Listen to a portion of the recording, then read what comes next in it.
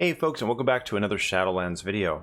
This time we are going to be covering an article on Blizzard's main site previewing Torghast, the Tower of the Damned. And I'm going to read through it, talk about some points that I like while we're going through it. I would love to hear your thoughts and comments on Torghast. What do you hope it's going to be? What are you looking forward to it? What are your thoughts on what they've previewed so far? Down in the comments below. I would also like to thank our supporters on Twitch and on Patreon. Without them, the channel would not be possible, so thank you. And if you want to help us out, please feel free to leave a like, leave a subscribe. Monetary help is not required. It's appreciated and humbly accepted, but not required at all. If you decide to, links are down below, and I'll also leave a link to this article down below in the description as well. So let's dive right into the article and see what we've got. At the heart of the maw lies Torghast, Tower of the Damned, a cursed otherworldly prison where the wickedest souls in the universe are locked away. Highly replayable and inspired by roguelike games, heroes are invited to explore its ever-changing halls and chambers and to do battle with the minions of the jailer, Torghast's vile ruler.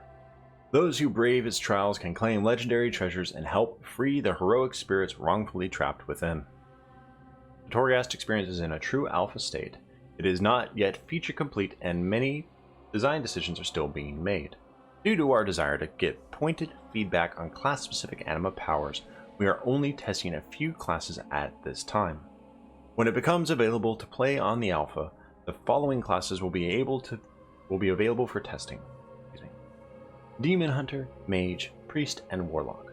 We will keep you updated when other classes are introduced. That makes me happy that they are doing a very focused test group of specific classes they want to test out the different Anima Powers for, which we'll get into later down below in the article. And that they're really trying to fine-tune this, because it is something completely new. Though I do see some similarities to the Horrific Visions, being that the more you do, the better you are rewarded. Anyways, let's continue. Torghast is an otherworldly place with an ever-shifting interior.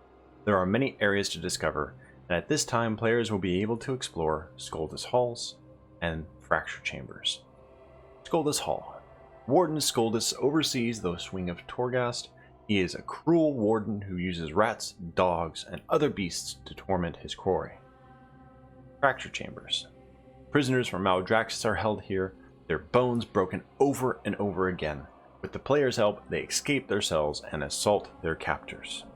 Now, what I get about this is not only are we going to have different wings, per se, of Torghast, but also that it's going to be possible that our covenants will send us to specific wings for specific quests and events. The Fracture Chambers for Maldraxxus, so that's really kind of cool. Skuldus sounds like the kind of the catch-all area for where all the covenants are kept, so I'm betting that there might be a wing for each covenant, will be my theory at this time. Alright, your mission. With every floor, enemies will become stronger, but you'll also become more powerful by using temporary skills called Anima Powers. Levels will also become more complex the higher you climb. The first few floors will have a simple layout, but higher up you'll be dealing with traps, puzzles, and locked doors that will require keys held by ruthless enemies. So, what's neat about that little blurb right there is that it's going to require more thinking. It's not going to be just a put your face on the keyboard, roll it side to side, you win. It's going to be, you're going to have to think. You're going to have to think about the traps, the puzzles, and which enemies have the keys that you need.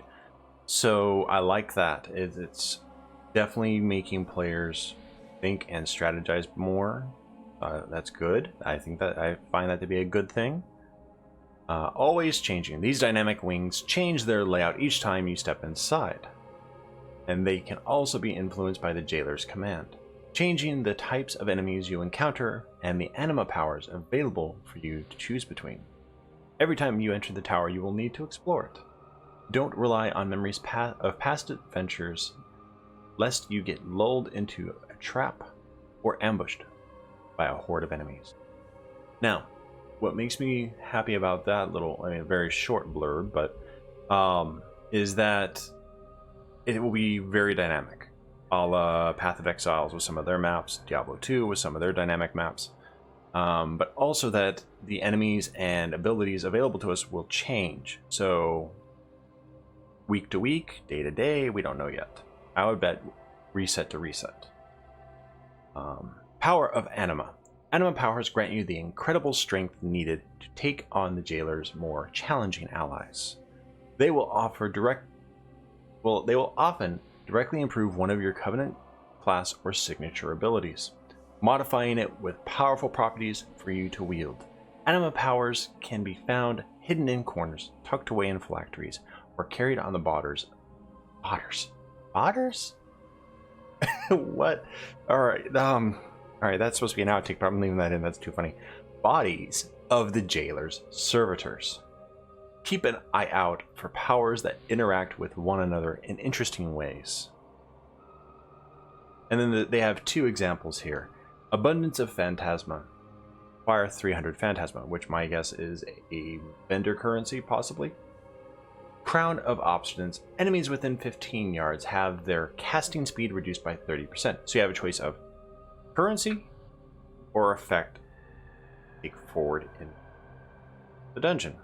Interesting. Now, will that be a one-time use effect, or will that be a continuous extra action button like we get for some quests?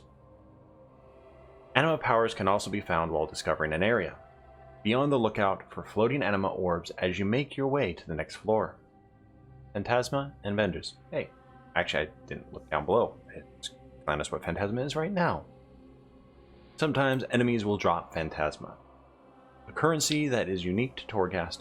You may also find Phantasma from Anima Powers or breakable objects. Your Phantasma all disappears as soon as you leave Torghast. Occasionally you may find a broker, a Phantasma vendor within Torghast, who will allow you to spend your Phantasma to buy Anima Powers, along with other consumables that will aid you on your run. So, use it or lose it currency per run. That's interesting. That will keep people from hoarding it, but also makes me wonder what the cap on it will be within a single Torghast run. Or it might be limitless, if you just are able to keep climbing. Interesting. Deaths and the Terra Grew. By and large, your failures in Torghast are measured in deaths, not with a timer. Dying repeatedly alerts the Terra Grew, a lumbering ironclad creature that will appear at the level's entrance and slowly move towards its end. If he sees any heroes, he will chase them down and kill them. If he reaches the end of the level, or kills all the players in the level, your run ends and you are thrown out of Torghast. The Terra Grew cannot be defeated, but there are whispers that it's possible to slow him, if only for a moment. So that's interesting.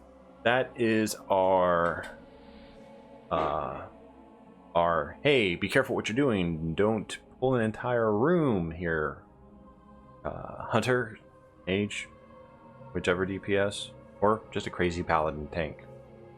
I'm looking at you, Prot. Sorry, one of my guildmates from the past. So, yeah, that definitely makes us more cautious, but yet we don't want to take too long. Legendary rewards. As you climb the tower, you may discover a floor that contains a legendary chest.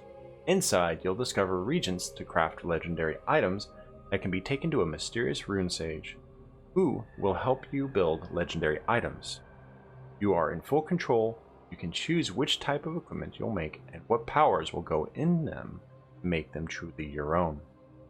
So, that's what they're covering right now with the preview. It really does sound fascinating. It sounds like it's going to add a lot of replayability, a lot of player agency with how you approach Torghast as a single player or as a group, or even larger, possibly as a raid. I believe it's only 1 to 5 man. But it really does sound cool. I can't wait to get my hands on it, get into testing it hopefully when I get into the alpha. I'm not yet. Blizzard, if you're watching, I want to test this stuff for you guys. I really want to dig in hard on this stuff. But this is really cool, and I can't wait to see more about Torghast and what offered within it. So let me know what you guys think down in the comments. Do you like how Torghast sounds? Do you look forward to Torghast? What are your theories as to what we might find or what else we might do as the expansion goes on within Torghast? Alright, that's going to wrap it up for this video. Look forward to more here in the near future. Keep it right here on Midlife Crits. Don't forget to hit that like, subscribe button. We'll see you next time on the couch.